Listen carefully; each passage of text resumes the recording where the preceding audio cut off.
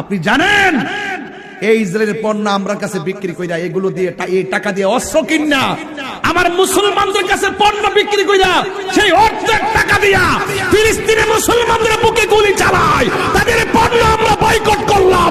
হাত তুলে বলো ঠিক কিনা বলো।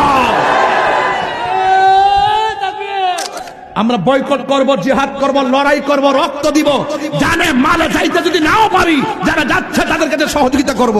প্রয়োজনে তালিকা করা হলে দলগাঁও, মাধবপুর, হবিগঞ্জের মানুষ যদি তালিকা করা হয় ফিলিস্তিনে যুদ্ধ করব, তাইলে 1 নম্বর তালিকা তাহির হুজুর নামটা লিখে দিবেন।